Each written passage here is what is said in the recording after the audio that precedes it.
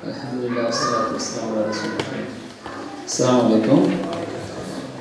இன்றைக்கு இன்ஷா அல்லாஹ் கடந்த 2 வாரமும் நபி ஸல்லல்லாஹு அலைஹி வஸல்லம் எப்படி உருவு செஞ்சாங்க, எப்படி தயமம் செய்யறதுக்கு சொல்லி தந்தாங்க, எப்படி நபி ஸல்லல்லாஹு அலைஹி வஸல்லம் தொழுதாங்க என்ற விஷயங்கள் எல்லாம் குர்ஆன் ஹதீஸுடைய ஆதாரங்களோட போன 2 கிழமையும் அல்ஹம்துலில்லாஹ் விளங்கி கொண்டோம். அந்த போன 2 கிழமையிலையும், அதாவது போன கிழமையில் விடுபட்ட சில விஷயங்கள் இருக்குது. கொஞ்சம் அது முக்கியமாக பெண்களுக்கு சம்மந்தப்படக்கூடிய சில விஷயங்கள் இருக்குது. அதை சொல்லிட்டு இன்ஷா அல்லாஹ் நாங்கள் கொடுத்துருப்போம். என்னென்னு சொன்னால், தனியாக தொழக்கூட அநேகமாக பிரச்சனை இருக்காது அவங்களுக்கு. ஜமாத்தால் தொழக்கூடிய நேரத்தில் இது இந்த எக்ஸ்பீரியன்ஸ் அவங்களுக்கு புதுசு. பொதுவாக ஜமாத்தில் சொல்லக்கூடிய வாய்ப்புகள் அவங்களுக்கு கிடைக்கிறது இல்லாததுனால அதில் சில மிஸ்டேக் விட்றாங்கன்ற சொல்கிற செய்திங்கிற கவனத்துக்கு வந்ததுனால அதை கொஞ்சம் நாங்கள் விளைக்குவோம். லேடிஸ்க்கான முக்கியமாக ஜென்ஸ் அந்த பிள்ளையை நியாயமாக விட மாட்டாங்க நினைக்கிறேன். என்னென்னு சொன்னால், தொழுது கொண்டிருக்கிற நேரத்தில் லேட்டாக ஜமாத்தில் சேர்கிற நேரத்தில் அவங்க ருக்கூவில் சேர்ந்து கொண்டேன்னு சொன்னால் அந்த ரக்காத்தை அவங்க செல்ல முடியாது. ஒருத்தர் தொழுது ஜமாத்தில் நடந்திருக்குன்னு சொன்னால், ஜும்மா ஒரு லொஹர் தொழுகைன்னு சொன்னால் முதலாவது ரக்காத் முடிஞ்சிச்சு. 2வது ரக்காத்தில் இமாம் ருக்கூலிக்கிறாருன்னா, ருக்கூலிருந்து எழும்புறதுக்கு முந்தி சேர்ந்துட்டேன்னு சொன்னால் அந்த ரக்காத்தை அவங்களே சேரும். அப்போ அவங்க மிஸ் ஆகிடும். முதலாவது ரக்காத்து மட்டும்தான் இல்லைட்டு தானே. முதலாவது ரக்காத்து ஏற்கனவே மிஸ் ஆகிடுது. 2வது ரக்காத்தில் ருக்கூலிக்கிறாரு இமாம். அப்போ அந்த நேரத்தில் ருக்கூவில் போய் ஜாயிண்ட் ஆகிட்டேன்னு சொன்னால் அந்த ரக்காத்து ஒரு ரக்காத்துக்கு சேர்ந்துடும். அப்போ ஒரு ரக்காத்து தான் அவங்க விடுபட்டு. ருக்கூல இந்த எழுப்பிட்டாருன்னு சொன்னால் அவங்களுக்கு 2 ரக்காத்து முழுசாக விடுபடும். சரியா? அதே நேரத்தில் எப்படி சில இடங்களில் பார்க்க லேடிஸ் எப்படி சொல்லுவாங்கன்னு சொன்னால், ஏற்கனவே இமாம் தொழுவிச்சுட்டு இருப்பார், ஒரு ரக்காத்து முடிஞ்சிருக்கு, அவங்க வேக வேகமாக அந்த ஒரு ரக்காத்தை தொழுதுட்டு இமாமோட சேர்ந்து கொள்கிற பழக்கம் இருக்குது. அப்போ அது தப்பு, அது பிழை. அப்படி தொழக்கூடாது. எப்படி தொழணும்னு சொன்னால், அவங்க ஒரு ரக்காத்து மிஸ் ஆகிட்டுன்னு சொன்னால் இமாமோட சேர்த்து மிச்சமுள்ள 3 ரக்காத் அந்த தொழுதுட்டு லொஹரை சொல்கிறேன். லொஹர்னு சொன்னால் ஒரு ரக்காத்து அவங்களுக்கு மிஸ் ஆகிட்டேன்டா, மிச்சமுள்ள 3 ரக்காத்தையும் தொழுதுட்டு இமாம் சலாம் கொடுத்ததுக்கு பின்னால் எழுந்து இன்னொரு ரக்காத்தை தொழுது இவங்க சலாம் கொடுத்து முடிச்சிடும். அதாவது எதெல்லாம் விடுபட்டுச்சோ விடுபட்ட ரக்காத்துகளை சலாத் இமாம் சலாம் கொடுத்ததுக்கு பின்னால் எழுந்து ஒரு ரக்காத்து விடுபட்டா 1, 2 விடுபட்டா 2, எத்தனை விடுபடுதோ அத்தனை ரக்காத்தை பின்னால் தொழுது கொள்ளணும். அவங்க அந்த முறையில் அதெல்லாம் செஞ்சு கொள்ளணும். அந்த விஷயத்தில் லேடிஸ் கொஞ்சம் அதை கணக்கெடுத்துக்கொள்ளுங்க. அது மேலதிகமாக டவுட் இல்லை கொஞ்சம்னா இன்ஷால்லா ஹஸ்பண்ட்ஸ் பார்த்து கேட்டுக்கொள்ளுங்க. இன்ஷால்லா எல்லாருமே தெரிஞ்ச விஷயம் தான். அதே போல் இன்னொரு விஷயம் என்னென்னா, நாங்கள் ஜென்ஸ் விடக்கூடிய ஒரு பிள்ளையாக இருக்குன்னு நினைக்கிறேன். இமாம் ருக்கூலிருந்து வர நேரத்தில் சமியல்லாஹு லிமன் ஹமீதான்னு சொல்லி இமாம் ரப்பனா லக்கல் சொல்லிக்குவார். இருக்கக்கூடிய மௌமூன்கள் அவங்க சமியல்லாஹு லிமன் ஹமீதா சொல்லக்கூடாது. அவங்க ரப்பனா லக்கல் ஹம்து மட்டும்தான் சொல்லிக்கணும். இமாம் சமியல்லாஹு லிமன் ஹமீதா சொல்லிட்டாரு. மௌமூன்கள் அவங்க சொல்ல ரசூலுல்லாஹ் சொல்கிறாங்க, இமாம் சமியல்லாஹு லிமன் ஹமீதான்னு சொன்னால் மௌமூன்களாக இருக்கக்கூடியவங்க ரப்பனா லக்கல் ஹம்துன்னு சொல்லுவோம். அதை மட்டும்தான் நாங்கள் 2ஐயும் சேர்த்து சொல்லுவோம். அப்படி ஒரு பழக்கம் வைக்கு. அப்போ அதை இமாம் ஏற்கனவே எங்களுக்கு சொல்லிட்டாரு. நாங்கள் சொல்ல வேண்டிய ரப்பனா லக்கல் ஹம்துன்றதை மட்டும் சொல்லணும். அது எங்களுக்கு புகாரில் பார்க்கலாம். அந்த ஹதீஸ் 722வது நம்பரில் புகாரில் அந்த ஹதீஸ் பார்க்கலாம். அதே போல் இன்னொரு விஷயம் முக்கியமாக கவனிக்க வேண்டிய எல்லா லேடிஸ் ஜென்ட்ஸ் சில நேரம் இமாம் முந்திடுவாங்க. தொழுகிற நேரத்தில் இமாம் உதாரணத்துக்கு சொன்னால், இமாம் ருக்குக்கு போகிறதுக்கு முந்தி, இமாம் அல்லாஹ் போகிறதுக்கு முந்தையே இவர் போயிடுவார். அல்லது இமாம் ருக்குல இருந்து தலையை தூக்குறதுக்கு முந்தையே பின்னால் இருக்கக்கூடிய மௌமூன்கள் தூக்கிடுவாங்க. அப்போ இது தொழுகையை பாத்திராக்கி கொண்டு இதை பற்றி நபி ஸல்லல்லாஹு அலைஹி வஸல்லம் கடுமையாக எச்சரிக்கைச்சாங்க. எப்படி சொல்கிறாங்கன்னு சொன்னால், இமாம் நியமிச்சுக்கிற பின்பற்றுறதுக்கு தான். இமாம் ருக்கு செஞ்சால் நீங்கள் ருக்கு செய்யுங்க, இமாம் ருக்குலேருந்து எழுந்தால் நீங்கள் விழுங்கள். இமாமுக்கு முந்தி யார் தலையை தூக்குறாரோ அவருடைய தலையை அல்லது உடம்பை நாளை மறுமை நாளை கழுதையுடைய தலை மாதிரி அல்லது கழுதையை போன்று உடம்பை போன்று அவங்க எழுப்பப்படுவாங்க. இதை விட்டு பயந்து கொள்ளுங்கிற அடிப்படையில் நபி ஸல்லல்லாஹு அலைஹி வஸல்லம் சொல்லக்கூடிய செய்தி புகாரில் 691வது ஹதீஸை பார்க்குது. அப்போ எந்த காரணம் கொண்டும் இமாம் எதை சொல்கிற இமாம் வரும் வரைக்கும் நிற்கும். எந்த அளவுக்கு சொல்லுவாங்கன்னா, இமாம் வந்து சுஜூதுக்கு போகிறது அறிகிற நேரத்துக்கு பிறகு தான் நாங்கள் சுஜூதுக்கு போகணும். அந்த அளவுக்கு வெயிட் பண்ணி போவாங்க. அப்போ இமாம் வந்து கமாண்ட் பண்ணுறதுக்கு தைக்கிறாங்க. இமாம் ஒரு நேரத்தில் வந்து முந்திரப்படாது. சில நேரம் எங்களுக்கு பார்க்கல சுஜூது இருந்தால் நாம வந்து ருக்கூலேருந்து எழுந்துருவாங்க. இமாம் வந்து கமாண்ட் பண்ணி இமாம் வரும் வரைக்கும் நிற்காம சில நேரத்தில் அவர் சொல்கிற நேரத்தில் இவர் எழுப்பிடுவார். அப்போ அந்த மாதிரி ஒரு நிலைமைகள் கூட இருக்கலாம் சில நேரத்தில். அது இருந்தால் தவிர்த்து கொள்ளணும். தொழுகையை வந்து கவனமாக வந்து நாங்கள் தொழுது கொள்ளணுன்றதுனால தான் இந்த விஷயங்களை பார்க்குறோம். அதே நேரத்தில் பின்பற்ற விஷயத்தில் கவனமாக பின்பற்றி கொள்ளணும். இமாம் ஒருபோதும் முந்திரக்கூடாது. இமாம் சொல்லி அவர் வர வரைக்கும் நின்று இமாம் சொல்லி முடியும் வரைக்கும் நின்று பின்னால் இமாமும் பின்தொடரக்கூடிய முறையில் வச்சுக்கொள்ளணும் இன்ஷா அல்லாஹ். அதே போல் இன்னொரு விஷயம் வந்து இது லேடிஸுக்கு அதே ஜென்ஸுக்கு தெரிஞ்சிருக்கும். ஜும்மா கொத்துபா ஆரம்பிச்சுட்டு சொன்னால் எந்த விதமான பேச்சுக்களோ எதுவுமே செய்யக்கூடாது. எந்த அளவுக்குன்னு சொன்னால் அந்த பாயில இருக்கக்கூடிய கற்களை சுழன்ற மாதிரியான பழக்கங்கள் இருக்கின்றன. அதை கூட நபிசல்லா தடை செஞ்சாங்க. அது ஜும்மாவை வாழ்த்தாக்குன்னு சொல்லிட்டு ஜும்மா ஒரு ஆரம்பிச்சுட்டா எந்த விதமான அப்படின்னு சில நேரம் சலான் சொல்றேன்னு சொல்ற ஒரு செய்திகளை கேள்விப்பட்டுச்சு. அது கூட செய்யக்கூடாது. ஜும்மா கொத்துபா ஆரம்பிச்சுட்டு சொன்னால் அதில் எந்த விதமான பேச்சு இருக்கக்கூடாது. இன்னொரு இடத்துல நபிசல்லா சொல்றாங்க அப்படின்னா ஒருத்தர் பக்கத்தில் ஒரு கரைச்சிட்டாருன்னு சொன்னால் அதை பக்கத்தில் உள்ளவர் வாய் கொடுங்க நீ கரைக்காதீங்கன்னு சொன்னால் கூட அவருக்கு சும்மா போப்பாடுது. அவரும் மாறி செஞ்சிட்டாரு. அவரும் வந்து வீணான வீணில் ஈடுபட்டார் சொல்ற செய்தியை நம்ம சொல்றாங்க. அப்போ ஜும்மாவுக்கு வந்துட்டு சொன்னால் ஜும்மா கொத்துபா ஆரம்பிச்சுட்டால் முடியும் வரைக்கும் யாரும் எதையுமே பேசக்கூடாது. அந்த கொத்துபாவை கேட்கறதுல மாத்திரம்தான் எங்களுடைய சிந்தனை இருக்கணும். அந்த விஷயத்தை வந்து பார்த்துக்கணும் இன்ஷா அல்லாஹ். அதை வந்து கடைபிடிச்சு கொள்வோம் இன்ஷா அல்லாஹ். நாங்கள் ஜனாதா தொழில் விஷயத்துக்கு போவோம் இன்ஷா அல்லாஹ். டிப்ஸ் எல்லாம் கிடைச்சிட்டா ஜனாதா தொழுகையில் பொதுவாக எங்களுக்கு தெரிஞ்சிருக்கும். இது வந்து ஒரு குறிப்பிட்ட ஒரு சாரார் அந்த தொழுகை நிறைவேற்றிட்டாங்கன்னு சொன்னால் அந்த சமுதாயத்தில் எல்லாருக்கும் நிறைவேற்றினா ஆகிடுவாங்க. யாருமே ஒரு ஜனாசா இருந்து தொழுகைன்னு சொன்னாங்க அந்த சமூகத்தில் எல்லாருமே பாவியராக இதுவும் ஒரு குறிப்பிட்ட செஞ்சாலும் எல்லாரும் எல்லாருடைய இதுவும் இருக்கும். ஒரு ஜனாசாவில் கொஞ்சம் பேர் சொல்லி வச்சாலும் ஓகே. அதே நேரத்தில் ஜனாசா தொழுகையை பொறுத்தவரையில் ரெண்டு விதமான ஆதாரபூர்வமான அறிவிப்புகள் இருக்குது. ஒன்று, இது வந்து ஏனைய தொழுகைகளோட வித்தியாசமாக இருக்குது. இந்த தொழுகையில் ருக்கு இருக்காது, சுஜூத் இருக்காது. ஜனாசா தொழுகை பொறுத்த ருக்கு சுஜூத் இருக்காது. நிலையிலிருந்து 4 தக்பீர்கள் அல்லது 5 தக்பீர்கள் எக்ஸ்ட்ரா வரக்கூடிய ஒரு தொழுகை. ஆல்மோஸ்ட் இது ஒரு துவா, மரணித்தவருக்காக செய்யக்கூடிய ஒரு பிரார்த்தனை தான் இந்த ஜனாசா தொழுகை. இதில் எப்படி வருதுன்னு சொன்னால் ஒரு அறிவிப்பு ஒரு இது வந்து புகாரில் வரக்கூடிய அறிவிப்பு நஜ்ஜாசி மன்னருக்கு நபிஸல்லல்லாஹு அலைஹி வஸல்லம் தொழுகிற நேரத்தில் 4 தக்பீர்கள் சொன்னார்கள் என்ற செய்தி கொண்டு வருது. 4 தக்பீர்கள் எப்படி ஜனாசாவுடைய தொழில் நியத்து வச்சுக்கொண்டு முதலாவது தக்பீரை கட்டிவிட்டால் அடுத்தது இமாம் வந்து பின்னால் என்னென்ன வருதுன்றது பார்ப்போம். அடுத்தது இமாம் வந்து கமாண்ட் பண்ணுவார் திரும்ப அல்லாஹ் அக்பர். அந்த நேரத்தில் கையை அவிழ்த்து கட்டுறது, கையை வச்ச மாதிரியே அல்லாஹ் அக்பர்னு சொல்லி அந்த கமாண்டுக்கு மட்டும் போகணும். ஏன்னா இதில் ஒரு மிஸ்டேக் கொடுக்கணும்னு சொன்னால் எங்களுக்கு பொதுவாக தக்பீர் கட்டுறதுன்னு சொல்லி பழக்கம். பொதுவாக தக்பீர் கட்டுறதுன்றது வேற, கையை கட்டுறதுன்றது வேற, ரெண்டு வேற சப்ஜெக்ட். தக்பீர் கட்டுறது தக்பீர் சொல்றது அல்லாஹ் அக்பர்னு சொல்றதுக்கு தான் தக்பீர். நெஞ்சில் கையை கட்டுற ரெண்டாவது ஆக்ஷன். தக்பீர் சொல்லி கையை கட்டுறோம். நாங்கள் தக்பீர் கட்டுறதுனால திரும்பி அவுத்து கட்டுற ஒரு பழக்கம் எப்படி இருக்கு. அப்போ தக்பீர் சொல்றதா தான் ஒரு மதிசல். பெருநாள் தொழிலும் சரி இந்த தொழில் ரெண்டுலேயுமே வந்து எக்ஸ்ட்ரா தக்பீர். அப்போ முதலாவது நாங்கள் தக்பீர் கட்டி 4 தக்பீர்கள் சொல்லக்கூடிய ஒரு ஆதாரமான அதிசயம் இருக்கு. அதே போல வந்து இன்னொரு அறிவிப்பு அப்படின்னு சொன்னால் அதில் 5 தக்பீர்கள். ஸைத் ரலியல்லாஹு எங்களுக்கு ஜனாசா தொழுவிக்கக்கூடியவர்களாக இருந்தார்கள். பொதுவாக 4 தக்பீர்கள் தான் தொழுவிப்பாங்க.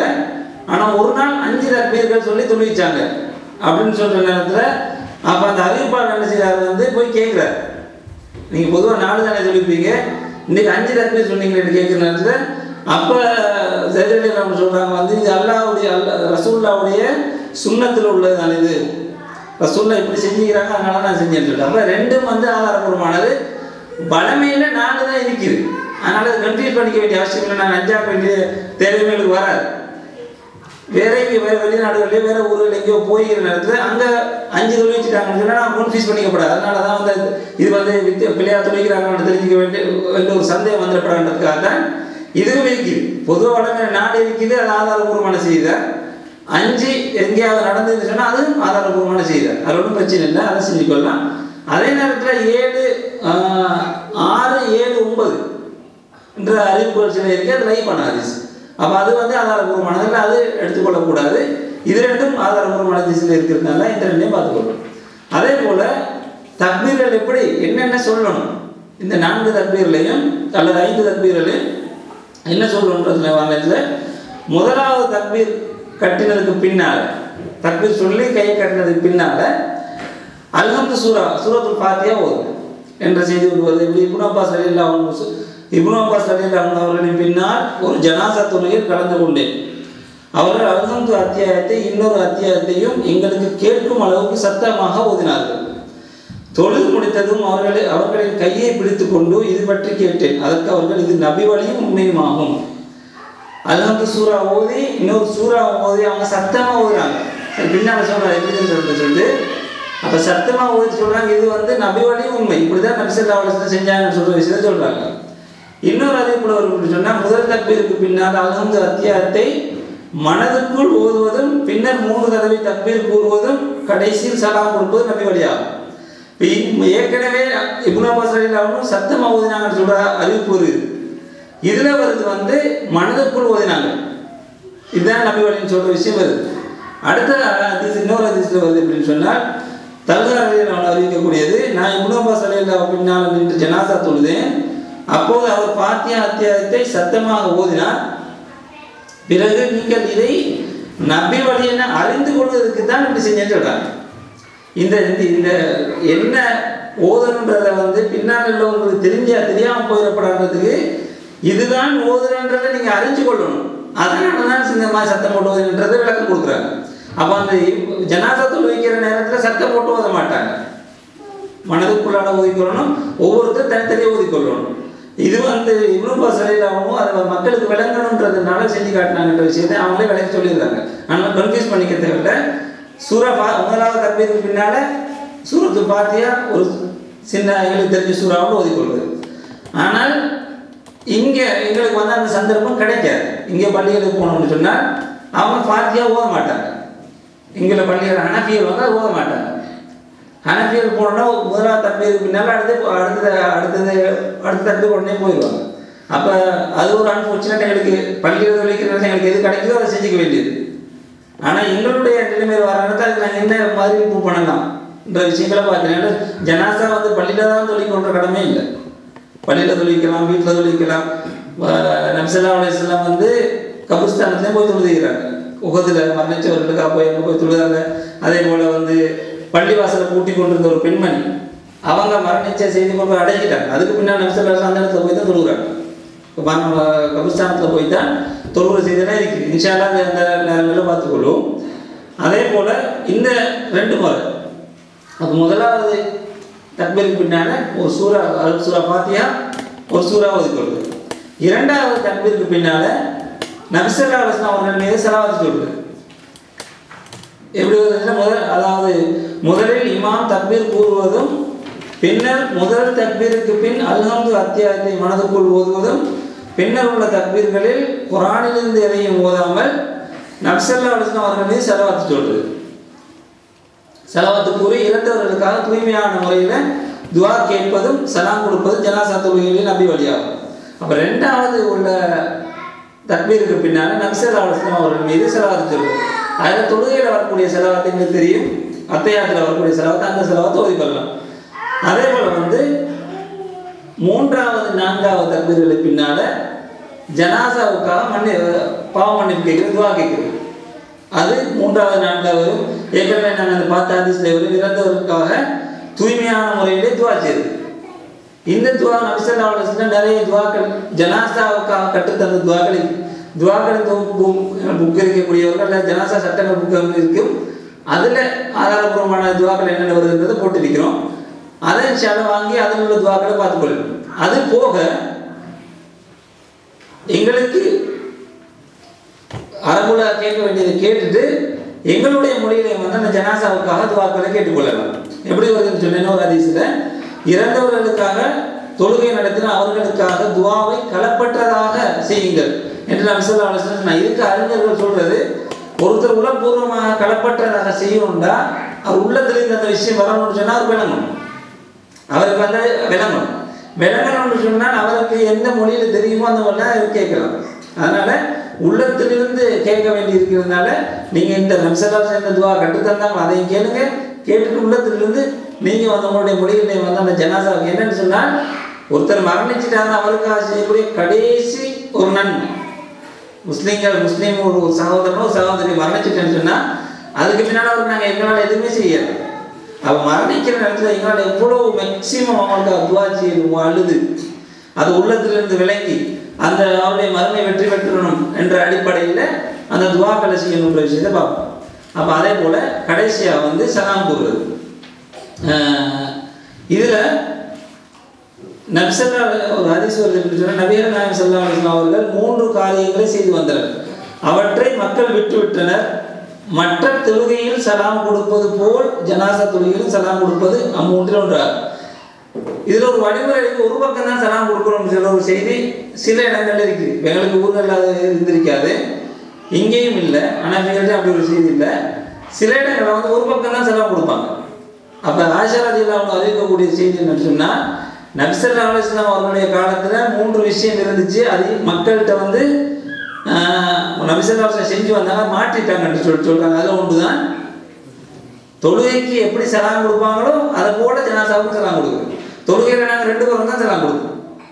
அப்போ அதை மாதிரி அந்த சலாத்தை வந்து நாங்கள் அமைச்சு கொள்ளணும். அவ்வளவுதான் ஜனாசாவுடைய தொழுகை.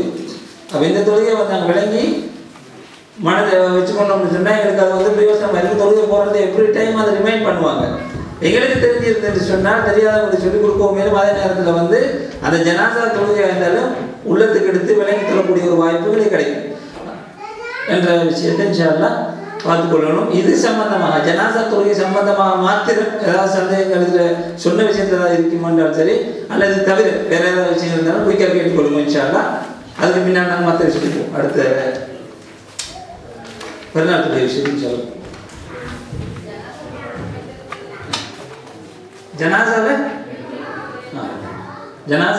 ஜனாசாவில் பெண்களுக்கு தொழுகை மனைக்கிறாங்க. அதாவது பெண்களுக்கு தொழலாம், தொழுகிறதுக்கு ஆதாரம் இருக்கிறது. ஆனால் பள்ளி வாசலுக்கு பொதுவாக வந்து பள்ளிக்கு கொண்டு போய் தான் தொழுகிற. பள்ளிக்கு ஜனாசாவை பின்தொடர்ந்து போகிறத ரசூலுல்லாஹ் தடை செஞ்சுறாங்கன்னு சொன்னால், பெண்கள் ஜனாசாவை பின்தொடர்ந்து போகிறத வந்து தடை செஞ்சாங்க. அதை அறிவிக்கக்கூடிய அந்த சஹாபி சொல்கிறாங்க அப்படின்னா வன்மையான தடை செய்யலை, லேசாக தடை செஞ்சாங்க. அதே நேரத்தில் அதுக்கு பழக்கத்திலே இல்லை, போகாமல் இருக்கலாமே என்ற அடிப்படையில்.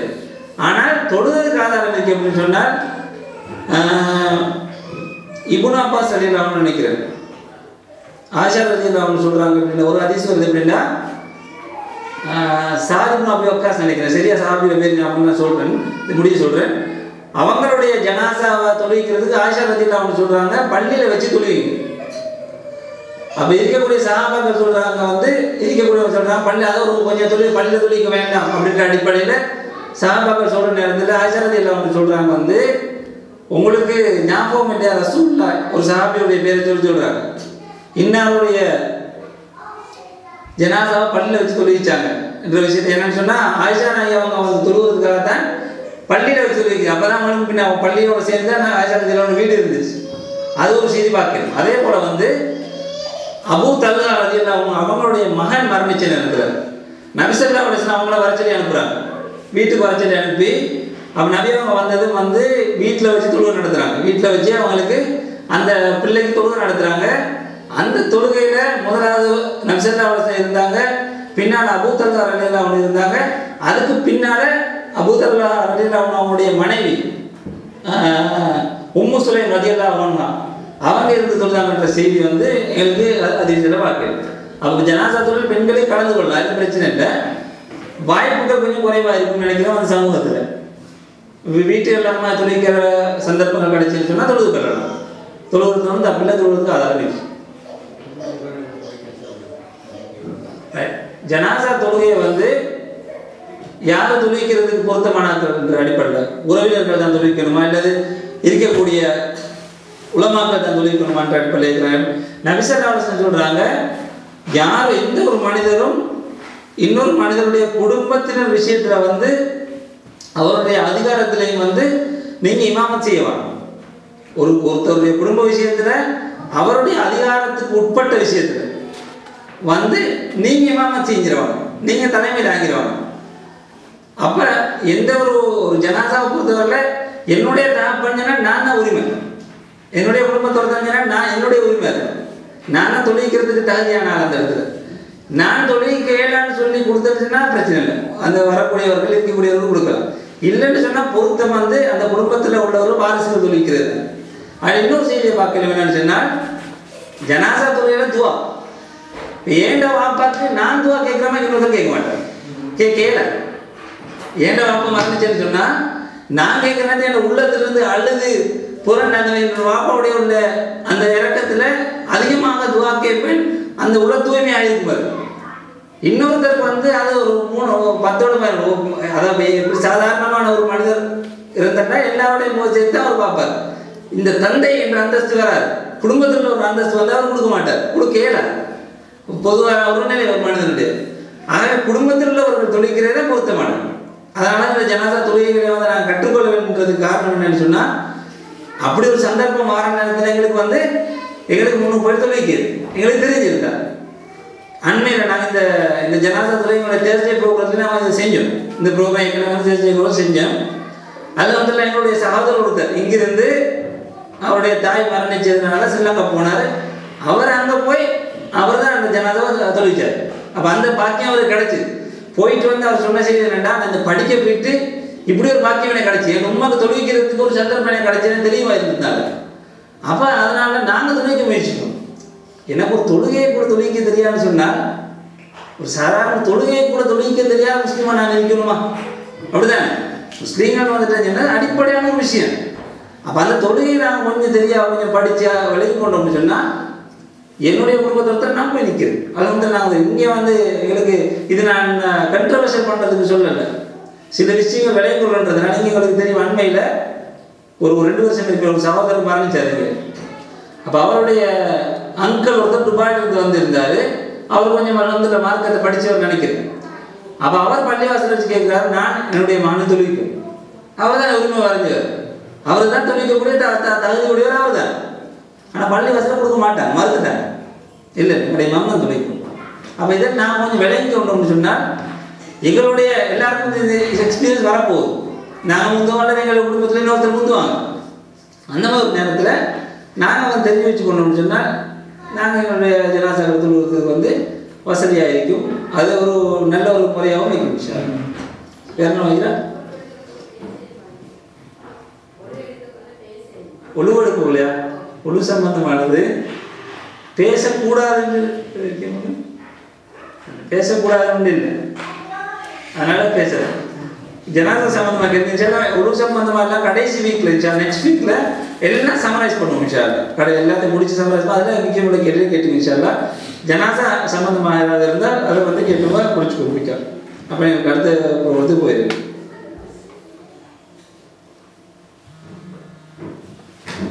இருக்கு அதாவது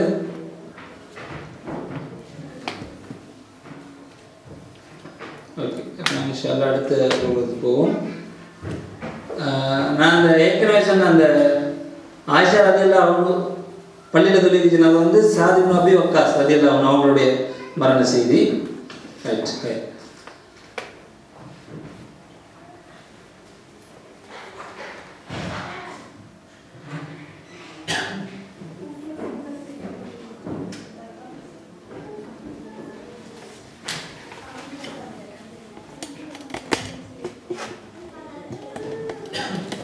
பெருநாள் தொழுகை லேடிஸ் ரெடியா?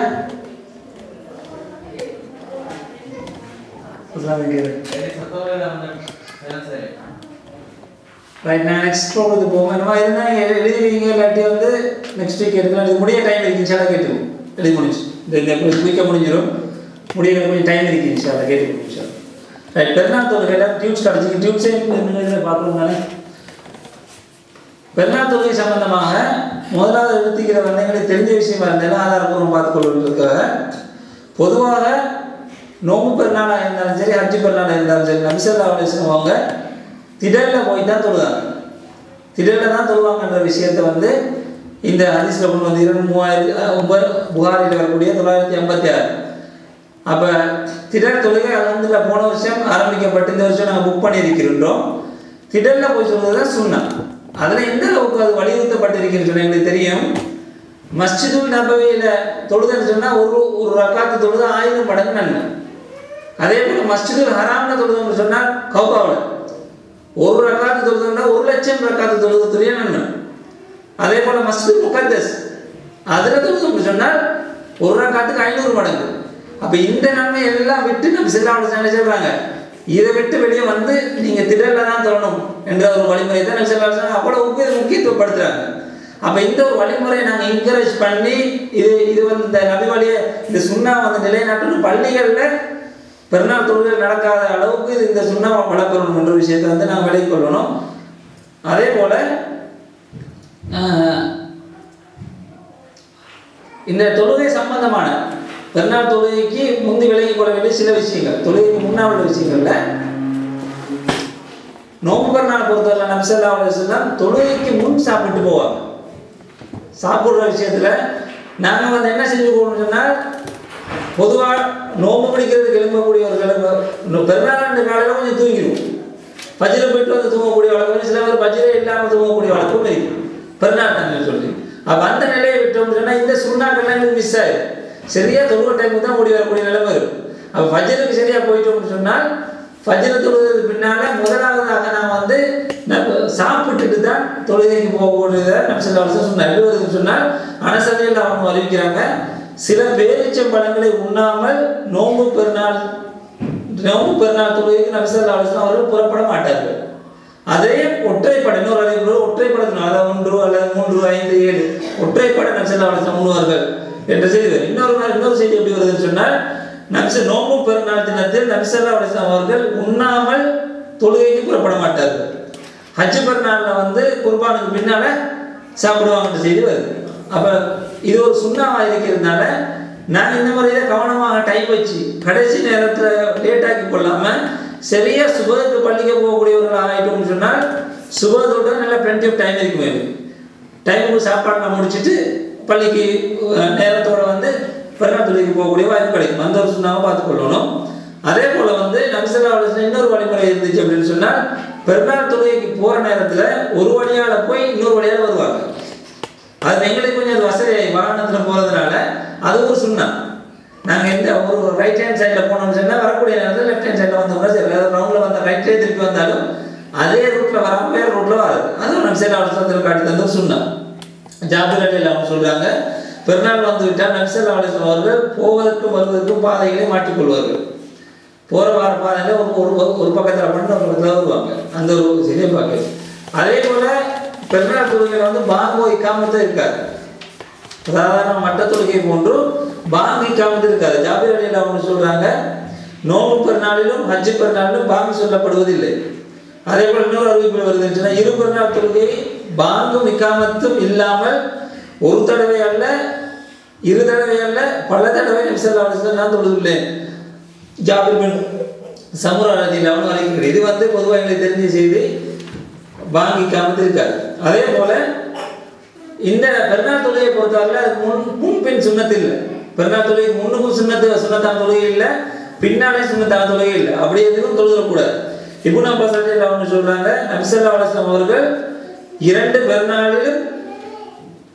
பெருநாளில் 2 ரக்காத்துகள் தொழுவித்தார்கள். அதற்கு முன்பும் பின்பும் எதையும் தொழவில்லை. அப்போ முன்பின் சுண்ணத்தில் எதுவும் இல்லை. அதே போல வந்து தக்பீர் பிரார்த்தனைங்கிற ஒரு இடைநிலை கொண்டு வந்து என்ன சொன்னால், இந்த உம்மு அத்தியா ரலியல்லாஹு அன்ஹா அறிவிக்கக்கூடிய செய்தி, பெருநாளில் தொழும் தினலுக்கு நாங்கள் புறப்பட வேண்டும் எனவும் கூடாரத்தில் உள்ள கன்னி பெண்களையும் மாதவிடாய் ஏற்பட்டுள்ள பெண்களையும் புறப்பட செய்ய வேண்டும் எனவும் நாங்கள் கட்டளையிடப்பட்டிருந்தோம். பெண்கள் ஆண்களுக்கு பின்னால் இருப்பார்கள். எப்படிதான் நாங்கள் வைக்கிறோம், பெண்கள் ஆண்களுக்கு பின்னால் இருப்பார்கள். ஆண்களின் தக்பீருடன் அவர்களும் தக்பீர் என்று அந்த நாளில் வந்து அதிகமாக தக்பீர்கள் சொல்லணும். அல்லாஹ் அக்பர், அல்லாஹ் அக்பர், அல்லாஹ் அக்பர், இதுதான் தக்பீர்.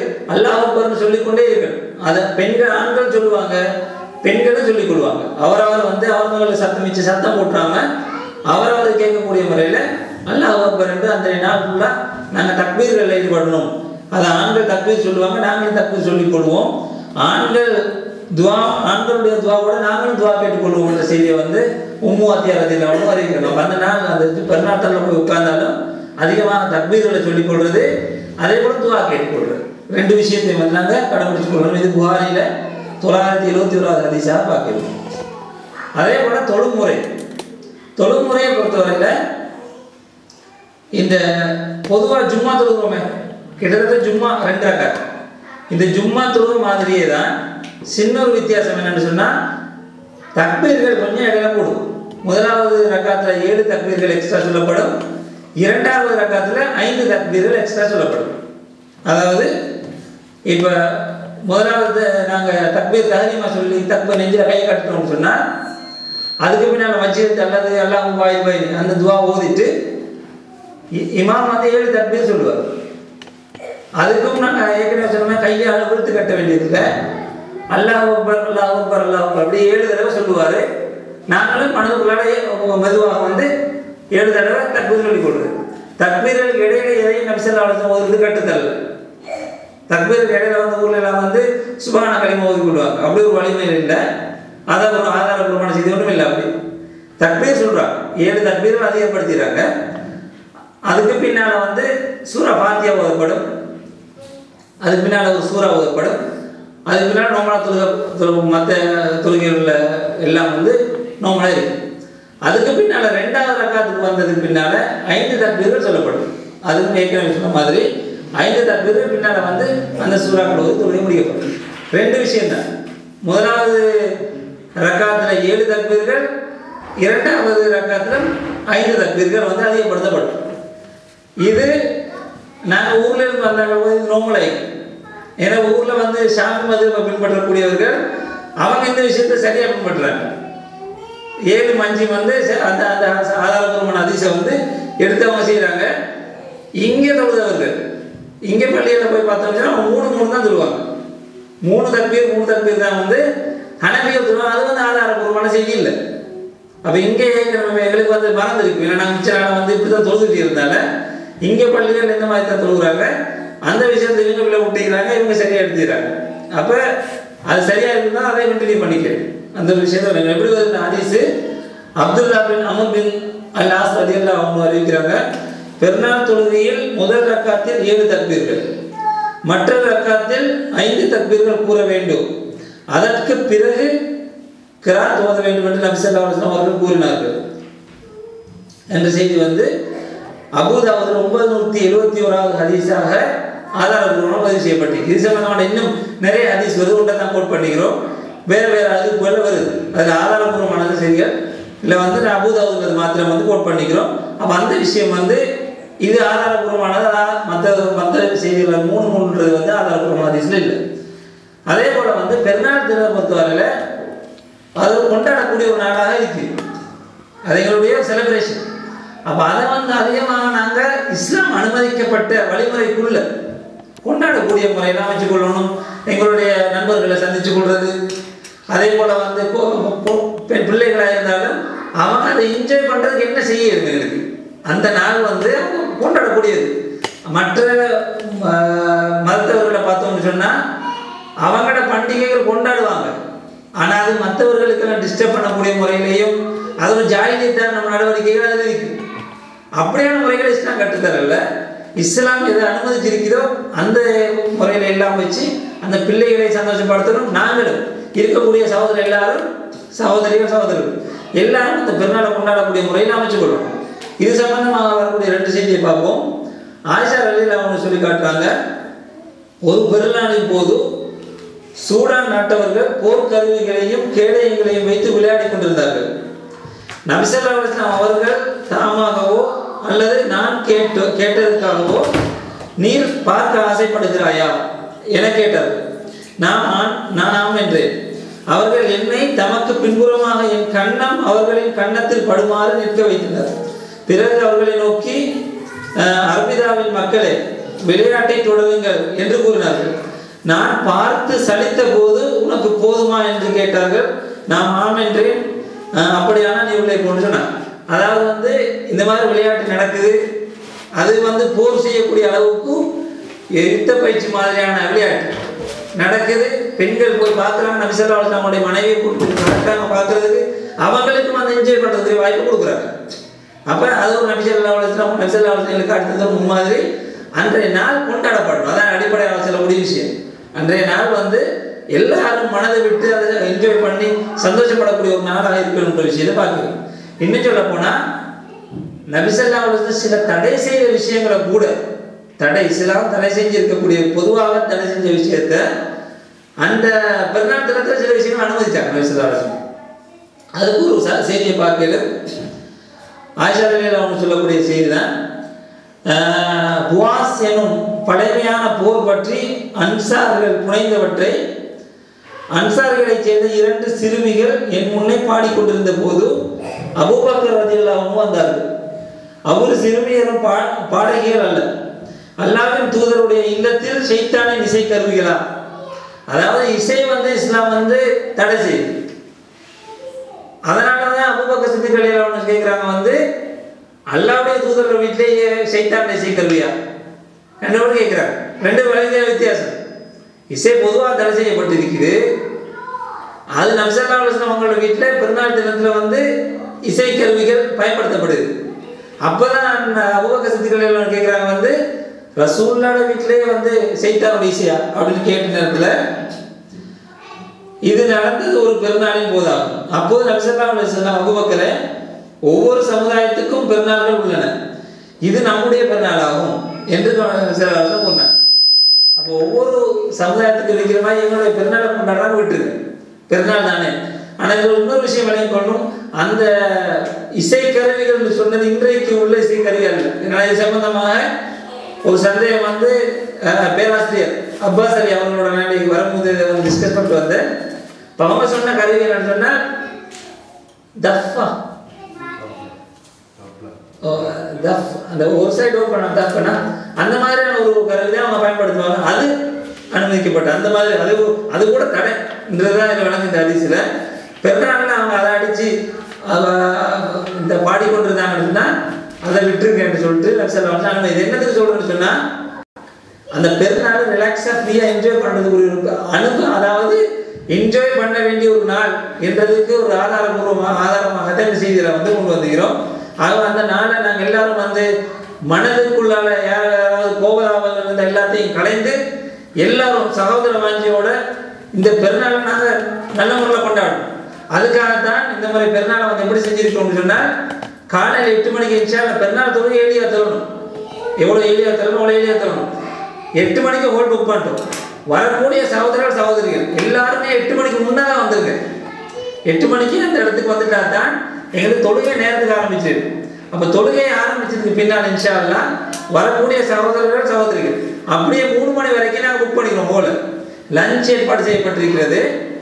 3 மணி வரைக்கும் புக் பண்ணி யாரெல்லாம் நாங்கள் வீட்டில் பலகாரம் செய்வோமோ அவர்கள் வீட்டில் செய்யக்கூடிய பலகாரத்தை அப்படியே தூக்கிட்டு வந்துடுது ஹோலுக்கு. அப்போ ஹோலில் நாங்கள் கொண்டு வந்தோம்னா எல்லாரும் வந்துருக்கும். எல்லா சகோதரர்களும் அந்த இடத்துல வந்து எஸ்பெஷலி பேச்சலர்ஸ் எல்லாம் வந்து அவங்களுக்கு இதெல்லாம் செஞ்சு கொள்ளக்கூடிய வாய்ப்புகள் இருக்காது. பலகாரங்கள் செய்யக்கூடிய வாய்ப்புகள்லாம் அவங்களுக்கு கிட்டாது. அப்போ எல்லாரும் அந்த இடத்துல நிறைய வெரைட்டிஸோட எல்லாரும் அவங்களோட செய்யக்கூடிய எடுத்துகிட்டு வந்தோம்னு சொன்னால் அந்த இடத்துல அந்த பெருநாள் எல்லாரும் நல்ல முறையில் கொண்டாடக்கூடிய வாய்ப்புகள் கிடைக்கும். அதே போல வந்து ஒரு லாங் டே வேலை கிடைக்கும். அதாவது இன்ஷா அல்லாஹ் விளையாட்டுகள் அது போன்ற நிகழ்ச்சிகள் ஏற்பாடுகள் நடந்து கொண்டு இருக்குது. அப்போ அன்றைய நாளை வந்து நாங்கள் முழுமையாக வந்து என்ஜாய் பண்ணக்கூடிய முறையில் அமைச்சு கொள்வோம். அதே நேரத்தில் அதே லஞ்சுக்கு பின்னால் 3 மணி அளவில் நாங்கள் இன்ஷா அல்லாஹ் அன்றைய நாளை வந்து முடிச்சு கொள்வோம். அதுக்கு பின்னால் எங்களை வீட்டுகளுக்கு போய் விசிட் பண்ணோம்னா முடிச்சு கொள்வோம். அந்த அடிப்படையில் வந்து இன்ஷா அல்லாஹ் எங்களுடைய பெருநாள் தொழுகையை நாங்கள் அமைச்சு கொள்வோம். இவ்வளவுதான் பெருநாள் சரி. அதாவது ஒரு சுருக்கம், பெருநாள் தொழுகையுடைய சுருக்கம். பெருநாள் தொழுகை சம்பந்தமாக உள்ளது மட்டும் இப்போ கேட்டுக்கு ஏதாவது கேட்கிறதா? பெருநாள் தொழுகையில் வரக்கூடிய ஏதாவது செய்திகள் இருந்தா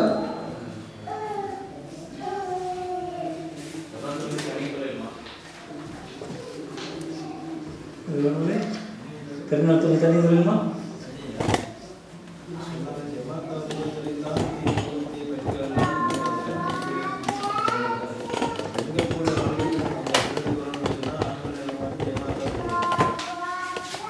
சொல்ல செய்தி என்னண்டா, பெண்களை கூட வீட்டிலிருந்து பள்ளிக்கு கிரவுண்டுக்கு வர சொல்கிறாங்க சொன்னால் தனியாக சொல்ல முடியாதுன்றதுனால தான் பெண்கள் எல்லாரும் கட்டளையிட்டாங்க வெளியே வர சொல்லி.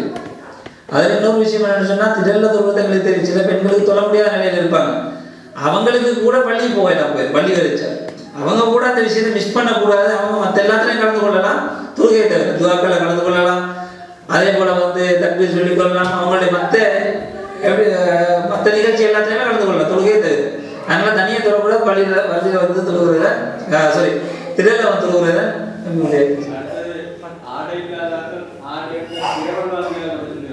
அதாவது ஒரு பெண்மணி கேட்குறாங்க வந்து எங்களுக்கு வந்து மேலாடை அல்லது முந்தாணி நினைக்கிறேன், முந்தாணி இல்லாமல் இருக்கிறேன், நான் என்ன செய்யறது யார் சொல்ல கேட்குற நேரத்தில் அந்த ரசூலுல்லாஹ் அவனுடைய தோழியிடத்தில் அல்லது அவனுடைய சகோதரியிடம் இரவல் வாங்கி போட்டுவாங்க. அந்த வலியுறுத்துறாங்க எல்லாரும் வரணும், எல்லாரும் அந்த பெருநாள் தினத்தில் ஒரு இடத்துல நாங்கள் கூடிய அந்த பெருநாளை கொண்டாடுற அடிப்படையில் முக்கியப்படுத்தப்படுறதுனால தான் அவ்வளோ ரசூலுல்லாஹ் வந்து முக்கியப்படுத்தி சொல்கிறாங்க. தக்பீர் வந்து நான் வழக்கமாக சுற்றி வர தக்பீர் தானே, அதாவது தக்பீரில் வந்து வழக்கமாக ஒரு தக்பீர் ஒன்று சொல்லப்படுது. கபீரா வல்ஹம்துலில்லாஹ் கபீரான்னு சொல்ல ஒரு தக்பீர். நபி ஸல்லல்லாஹு அலைஹி வஸல்லம் இந்த மாதிரி சொன்னதாகவோ சொன்னதாகவோ ஆதாரம் அது அதிசயம் இல்லை. தக்பீருக்கு வந்து பொதுவாக வந்து தக்பீர்னு அல்லாஹ் அக்பர் இப்படின்றது தான் தக்பீர். ஆகவே வந்து தக்பீர்ன்றது வந்து நாங்கள் ரசூலுல்லாஹ் சொன்னால் அது கிடைக்கிறது இல்லாததுனால ரசூலுல்லாஹ் தக்பீர் இந்த மாதிரி சொன்னது, அதாவது யுத்தத்தில் மக்கா வெற்றியின் போது நினைக்கிறேன் அந்த தக்பீர் சொல்லப்பட்டது, சரியா ஞாபகம் இல்லை. இந்த மாதிரி ரசூலுல்லாஹ் வந்து அந்த தக்பீர் சொன்னதாக வந்து ஆதாரம் எதுவும் இல்லை. ரசூலுல்லாஹ் சொன்னதாகவோ சொன்னதாகவோ. அப்போ அதனால தக்பீருக்கு பொதுவாக நாங்கள் தொழுகையில் தக்பீர் கட்டுறோம்னு சொல்லுவோம், தக்பீர் சொல்லணும், அல்லாஹ் அக்பர்னா சொல்லுவோம். மற்ற எல்லா இதுலையும் தக்பீர்னு சொன்னால் அல்லாஹ் அக்பர், தக்பீர் சொல்லப்பட்ட வந்திருந்ததுனால அந்த அல்லாஹ் அக்பர்ன்றது தான் சொல்லணும். அதனால் இதையும் வந்து நான் வந்து பேராசிரியர் அப்பாஸ் அலியோட வந்து கழிச்சிட்டு தான் டிஸ்கஸ் பண்ணிட்டு சத்தமாக சொல்லக்கூடாது. பொதுவாக வந்து ரசூலுல்லாஹ் தக்பீரும் சரி மற்ற விஷயங்களும் சத்தத்தை நம்மளுடைய இறைவனை அழைக்கும் போது குறைந்த சத்தத்தில் அழைக்கும்ன்றதை தான் வந்து குர்ஆனுடைய கட்டளை. குறைந்து அதாவது சத்தமும் இப்படி ஒரு சேவை கேட்குறாங்க ரசூலுல்லாஹ். அதாவது சஹாபாக்கள் சத்தமாக சொல்கிறாங்க. அப்போ நபி ஸல்லல்லாஹு அலைஹி வஸல்லம் கேட்குறாங்க, நீங்கள் குருடனை அழைக்கிறது செவிடனை அழைக்கிறது, நீங்கள் அழைக்கிறது செவிடனை அழைக்கிறது அப்படின்னு சொல்லி நபி ஸல்லல்லாஹு அலைஹி வஸல்லம். அதனால் வந்து சத்தம் போட்டு சொல்கிறத வந்து தவிர்த்து கொள்ளணும், அவராவது சொல்லிக் கொள்றது எல்லாருக்கும். ரெண்டு தரக்க தொழுகிறது, ரெண்டு தடவை பெருநாள் தொழுகை நபி ஸல்லல்லாஹு அலைஹி வஸல்லம் ஒரு தடவை தான் தொழிற்சிறாங்க. ரெண்டு தடவை தொழிற்சதுக்காக எந்த விதமான ஆதாரபூர்வமான செய்திகளும் கிடைக்கிறது. எந்த விதமான ஆதாரபூர்வமான செய்திகளும் ரெண்டு தடவை தொழிற்சதா இல்லை. மற்ற இடங்களில் நடக்குது என்னன்னு சொன்ன இந்த மாதிரி நடக்கிறதுனால தான் மக்கள் லேட்டாக போகிறது. பெருநாள் என்று சொல்றது 12 மணிக்கு பெருநாள் தொழுவது பிரயோசனம் வைக்கிறார், 10 மணிக்கு தொழுவது பிரயோசனம் வைக்கிறார். பெருநாளே முடிஞ்சுது. பெருநாள்ன்றது வந்து சுபகிலேருந்து ஆரம்பிச்சிடும். சுபகோடு ஆரம்பித்து பிள்ளைகள்லாம் உடுத்து கிளம்பி அந்த பெருநாளை வந்து அன்றைய நாள் முழு நாளே என்ஜாய் பண்ணணும். அதனால் ஒரு தடவை தான் ரசூலுல்லாஹ் சுன்னாவில் இருக்கிறதுனால ரெண்டு தடவை இன்ஷா அல்லாஹ் நாங்கள் நடத்தவும் மாட்டோம், நடத்தவும் கூடாது. ஒரு தடவை ரசூலுல்லாஹ் சுன்னா இருந்தால் நாங்கள் அதை மாற்ற போகக்கூடாது, எக்ஸ்ட்ரா வந்து அதிகரிச்ச மாதிரி ஆயிடும்.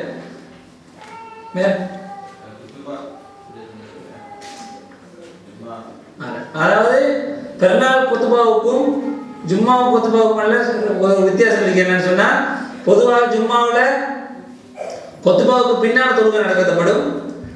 பெருநாளை பொறுத்தவரையில தொழுகைக்கு பின்னால தான் கொத்துபா நடத்தப்படும். அதே நேரத்தில் ஜும்மாவில் 2 குத்துபா இருக்கு. இமாம் வந்து உட்கார்ந்து எழுப்பின ஒரு குத்துபா செய்வார். பெருநாள் தொழுகையில் ஒரே ஒரு குத்துபா தான் இருக்கு. இமாம் வந்து உட்கார்ந்து எழுத மாட்டார், ஒரு குத்துபா தான் இருக்கு. அந்த ஒரு வித்தியாசம் இருக்கு. வேற ஏதாவது எல்லாம் வந்துட்டா சரி. ஓகேப்பா, அவ்வளோதான் பெருநாள் சம்பந்தம் வரக்கூடிய செய்திகள். நோட்ஸ்லேயும் இருக்குது, நோட்ஸை வந்து ரெஃபர் பண்ணிக்கொள்வோம் இன்ஷா அல்லாஹ். நெக்ஸ்ட் வீக் நாங்கள் இதுவரைக்கும் கிட்டத்தட்ட 5 விஷயங்கள் படிச்சிட்டோம். எப்படி உழுவு செய்கிறது, தயமம் செய்கிறது, நபி ஸல்லல்லாஹு அலைஹி வஸல்லம் தொழுகை முறை, பெருநாள் தொழுகை, ஜனாசா தொழுகை. இன்ஷா அல்லாஹ் நெக்ஸ்ட் வீக் வந்து இந்த 5 விஷயத்தை சம்மரைஸ் பண்ணுற மாதிரிக்கும் இன்னும் ஒரு சஜிதா சவ் தொழுகையில் மிஸ்ஸாக போனால் அதுக்கு சஜிதா சவ் செய்கிற விஷயத்தால் அதையும் மற்றும் பார்ப்போம். தொழுகை ஃபுல்லாக வந்துடுவேன். அதை மாத்திரம் பார்த்து இந்த 5 சட்டங்களையும் சம்மரைஸ் பண்ணுற மாதிரி இன்ஷா அல்லாஹ் நெக்ஸ்ட் வீக் பார்ப்போம். அதில் எனக்கு வந்து இந்த 5 சகோதரர்கள் யாராவது 5 பேர் எல்லாம் ரெடி ஆவாங்க என்னன்னு சொன்னால் ஒவ்வொருத்தரும் நாங்கள் அதை என்ன செய்வோம் ப்ராக்டிக்கல் டெஸ்ட். ஏன்னா நாங்கள் படித்தது போய் சேர்ந்து பார்க்கணுமே, படித்த விஷயம் மக்களுக்கு சரியாக போய் சேர்ந்து பார்க்குறதுக்கு ஒரு 5 சகோதரர் ஒவ்வொருத்தர் வந்தால் ஒருத்தர் வந்து ஒழுங்கு செஞ்சு காட்டுவார். செஞ்சு காட்ட இல்லை பார்க்கலாம் அந்த சகோதரர் செய்யறது சரியா, என்ன மிஸ்டேக் கொடுறா, ஏதாவது மிஸ்டேக் கொடுறதுனா திருத்திக் கொள்ளலாம். அப்போ எல்லாருக்கும் அது ஒரு திருத்திக் கொள்றதுக்கு வாய்ப்பாக இருக்கும். அதை பார்த்து இன்னும் கொஞ்சம் வந்து ரிஃப்ரெஷ் பண்ணணும் இன்ஷா அல்லாஹ். அதுக்கு யாராவது விரும்பினா கம்பல்சரி இல்லை, விரும்பினான்னு சொன்னால் யாராவது 5 பேர் வந்து ஒருத்தர் நான் இதை செய்கிறேன் நீங்கள் ரெடியாக வந்தீங்கன்னு சொன்னால் இன்ஷா அல்லாஹ் நெக்ஸ்ட் வீக் அதுக்குரிய வாய்ப்பு தரப்படும் இன்ஷா அல்லாஹ். முடிச்சுக்கணும் இன்ஷா அல்லாஹ். சுப்ஹானல்லாஹ்.